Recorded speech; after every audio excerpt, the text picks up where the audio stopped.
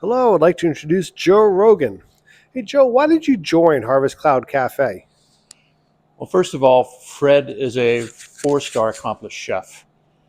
He also is the man that's responsible for production, quality, oversight, and the methodology to run the Harvest Cloud Cafe process. Um, his methodology is one that I believe in. It resonates with me, and I frankly like his management style. It's easy, it's focused, it's quality oriented, and I guess the one of the main reasons is he doesn't serve or try to reconstitute restaurant food. He makes it himself and his team. So that's why I joined Harvest Club. So, Joe, what is your win?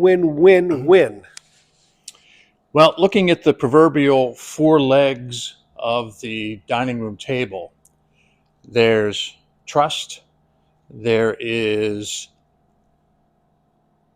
alignment, there is, let's see, what's that fourth one? Risk. And the fourth one is investment. Now, why are those four important and why are they co-equal partners? Because if I have trust and risk and we're not in alignment, something's wrong. If I have trust and alignment, but I'm not willing to take a risk, there's something that isn't quite right. But if I have trust, risk, alignment, then I'm willing to invest.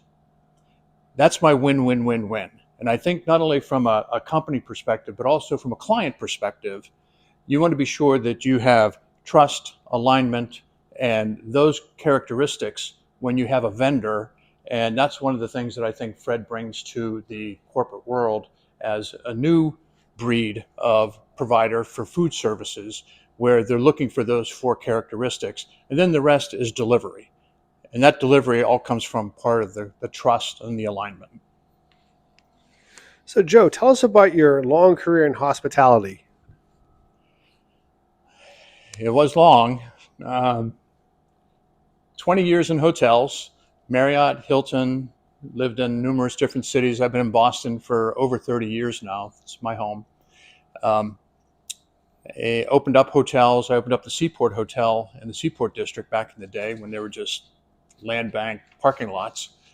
Um, and then the last 20 years has been an entrepreneur, where I've taken what I learned from the on-property perspective and brought those to develop my own type of methodologies, which is one of the reasons why I like working with Fred, is because he's had those kind of experiences in the kitchen, on property. Now he's doing his thing as an entrepreneur, where we could infuse those visions and those passions, where we can kind of control the quality. But over the last 40 years, plus or minus, it's been a great ride. I knew I wanted to be in this business when I was 18, washing dishes. Um, and am very glad I stayed in it and persisted through it. So, Joe, tell us what you've been working on recently, especially after COVID. Yeah, the had a relationship with the owner of a legacy catering company in Everett, where their business went from $22 million to $2 million basically overnight. That was a problem.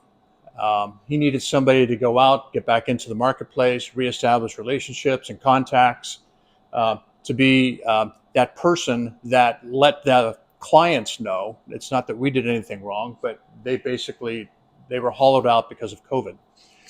So we went about that and we came up with some new strategies and methodologies. One was a lot of the places that had full service kitchens were closed. A lot of hotels that had limited food and beverage and even a full service food and beverage, they didn't have the staff. So what we did was we had a fully functional kitchen where we provided the services not only for their guests, but also for meetings, conferences, and events. That was really a win-win, not a win-win-win-win, but a win-win for not only the customer at the hotel or the conference center, but for us too. It generated more revenue. So, Joe, who is Harvest Cloud Cafe's ideal client? That is really something that has been redefined through Fred's methodology. It's not the old school of client where you go in and you produce food and you have people getting the same old, same old. One of the things that Fred really instituted was the fact that he's not a Grubhub or a DoorDash or anything like that where they go out and they bring food already prepared and they deliver it. They're standing in lobbies and all those kind of things. And it just creates chaos. Our ideal client is the organization that wants to have food provided in various degrees of levels, whether it be for snacks, whether it be for beverages, whether it be for an event, whether it be for a board meeting. All those things we could do not only in-house but off-property as well. Again, we produce all of our food at our kitchen here.